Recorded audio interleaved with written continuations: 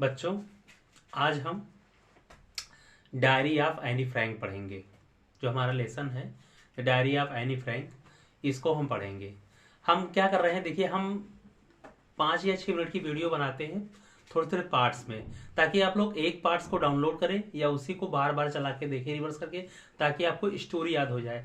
अगर और इसको दूसरा तरीका है कि आप इसको, जैसे आप जब सोने लगते हैं तो मेमोरी में रखने के लिए आप जो स्टोरी आपको कठिन लगे वो आप डाउनलोड कर लीजिए और फिर बगल में साइड में मोबाइल चला के और जब लेटने चले तब लास्ट में पार्ट टाइम आप इसको रिवीजन करने के लिए देखें, तो आपका एग्जाम तक आपका सारी वीडियोस क्लियर हो जाएंगी और सारे फैक्ट्स आपको याद हो जाएंगे। तो आज हम डायरी ऑफ एनी फ्रैंक पढ़ने जा रहे हैं, इसलिए मैं इसको एक साथ लंबी वीडियो नहीं बनाता हूँ ताकि आप कंफ्यूजन में रहें। एक पार्ट याद करें फिर दूसरा डाउनलोड करें, उसको देखें। ऐसे बार बार करने से आपको याद हो जाएगा। जब आपको फैक्ट्स याद रहेंगे तो आंसर लिखने में आसानी रहेगा। एक चीज और, जब हम सारे समरी पढ़ लेंगे तो हम लास्ट में क्वेश्चन कौन कौन से इंपॉर्टेंट बनेंगे और कैसे आप मान ली स्टोरी आता तो लिखेंगे कैसे, वो भी मैं यहाँ पढ़ा दूंगा। लेकिन पहले आप समरी दिमाग में रखें। अगर आप समरी दिमाग में रख लेते हैं, सारी स्टोरी याद रखते हैं, तो आंसर भी हम लिखना सिखाएंगे नेक्स्ट वीडियोस में। अभी हम इस पे, ठीक है, तो अभी हम पढ़ते हैं। तो जो ये डायरी है एनी फ्रैंक की, एनी फ्रैंक एक 13 साल की लड़की है। अब चूंकि वो 13 साल की है और वो अपने आप को बहुत अकेला में महसूस करती है, क्योंकि उसका कोई क्लोज फ्रेंड नहीं है स्कूल में। वैसे क्लास फेलोज हैं लेकिन वो फ्रेंड्स की तरह उसके साथ वो बिहेव नहीं करती है। और इसको ये जो डायरी है वो बर्थडे पर गिफ्ट मिली है और वो सोचती है मैं लिखूं तो क्या लिखूं, और अगर मैं कुछ लिखती हूं तो मैं 13 साल की हूं, एक बच्ची हूं, तो एक बच्चे की डायरी पढ़ेगा कौन। इसको कोई बाद में इंटरेस्ट लेके पढ़ेगा भी नहीं, क्योंकि लोग फेमस लोगों की डायरी पढ़ते हैं, जैसे गांधी जी लिखते थे, नेहरू जी लिखते थे। अब ये बच्चे सोचती है मेरी डायरी कौन पढ़ेगा, लेकिन ये तब भी लिखती है क्योंकि आज हम लोग पढ़ रहे हैं, इसका मतलब कुछ ना कुछ उसमें बात थी। तो हम देखते हैं वो लिखना क्यों चाहती है, हम ये देखते हैं। तो वो इसमें एक लाइन यूज करती है, paper has more patience than people. ये एक लाइन वो यूज करते हैं कि पेपर में पेशेंस ज्यादा होता है लोगों से ज्यादा। ये क्वेश्चन भी आपका इंपॉर्टेंट होता है कि उसने ऐसा क्यों कहा था। तो उसने इसलिए कहा था क्योंकि जैसे हम किसी से बातें करते तो हमारी बातों से वो बोर हो जाएगा, ऊब जाएगा, कहेगा छोड़ो यार तुम रोज का ही है तुम्हारा, ऐसे कहेगा और वो बात टाल देगा या हमसे हटेगा, बचने की कोशिश करेगा, हमको निगलेक्ट करेगा। लेकिन पेपर क्या है, हम कुछ भी उसमें लिखते रहें, उसको कुछ कहना नहीं है, वो नॉन लिविंग थिंग्स है। तो इसलिए वो कहती है इसको कि paper has more patience than people. वो ऐसा सोचती है और थोड़ा वो दुखी होती है। वो बैठी रहती है और ऐसे बैठती है अपने चिन को हाथों पे ऐसे रख के और कुछ सोच रही है, ब्रूडिंग कर रही है। इसमें एक वर्ड यूज हुआ है ब्रूडिंग। ब्रूडिंग का मतलब चिंतन मन करना, कुछ सोचना विचारना। जैसे साधु लोग, योगी लोग चिंतन मनन करते हैं, ऐसे ब्रूडिंग कर रही है।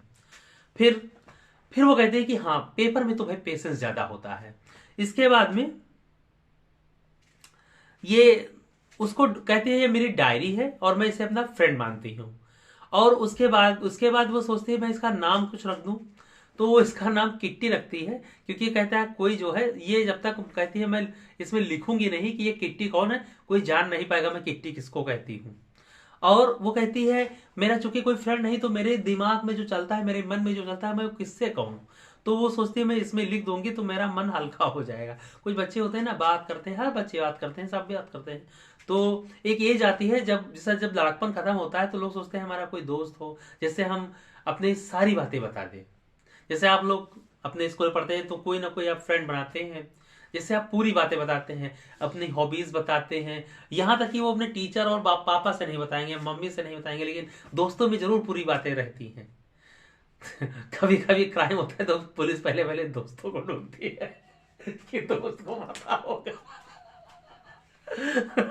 तो लेकिन अब यहाँ बात करते हैं तो 16 साल की लड़की है, 13 साल की है, और उसकी एक बहन है 16 साल की, उसका नाम है मार्गॉट।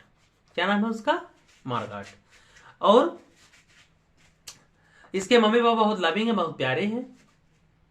कहने को इसके फैमिली में कुल मिला के 30 लोग हैं जिसको ये फ्रेंड्स कह सकती है, लेकिन क्लोज फ्रेंड कोई नहीं है। ये अपनी मन की बात किसी से नहीं कर सकती है। और फिर इसके बाद अपनी ये फीलिंग्स को निकालना चाहती है और डायरी लिखना शुरू करती है। लेकिन जब डायरी लिखती है तो कहती है मैं स्टार्ट कहाँ से करूं। और ये फिर कहती है कि किट्टी जब तक मैं बताऊंगी नहीं कोई जान नहीं पाएगा किट्टी है कौन। और स्टार्टिंग में वो लिखती है डियरेस्ट किट्टी। जब डायरी स्टार्ट करती है लिखना तो उस पर लिखती है डियरेस्ट किट्टी।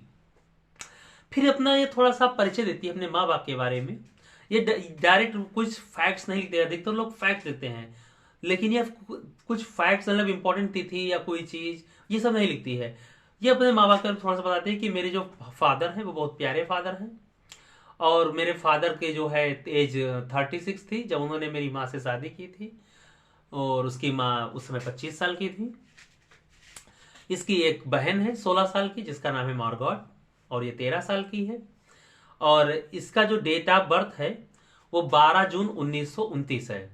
इसका जो डेट ऑफ बर्थ है वो 12 जून 1929 है, यानी 1929, 12 जून 1929। और ये फ्रैंकफर्ट में रहती है। जिस जगह पे रहती है उसका क्या नाम है, फ्रैंकफर्ट, वो जर्मनी में है। और इसके पापा जो है वहां से चले जाते हैं हॉलैंड, साथ में इसकी मम्मी भी चली जाती है। तो इसको जो है इसको और इसकी बहन को दादी के साथ छोड़ जाते हैं आर्चेन। इसमें जो वर्ड लिखा है मतलब शहर का नाम है आर्चेन। आर्चेन में रुक जाती है। फिर वहीं ये प्राइमरी स्कूल में जाती है। अब प्राइमरी स्कूल में जाती है तो उसका नाम क्या है, मॉन्टेसरी नर्सरी स्कूल। ये पेपर में हमारे एग्जाम में आया था, हमारे यहाँ प्री बोर्ड में। बहुत बच्चों ने गलत लिखा, कल 2-3 बच्चों ने सही लिखा। वो डायरी के बारे में सब लिख दिए, लेकिन मॉन्टेसरी नर्सरी स्कूल केवल 3-4 बच्चों ने लिखा पूरे हमारे 100 मतलब 64 बच्चों में।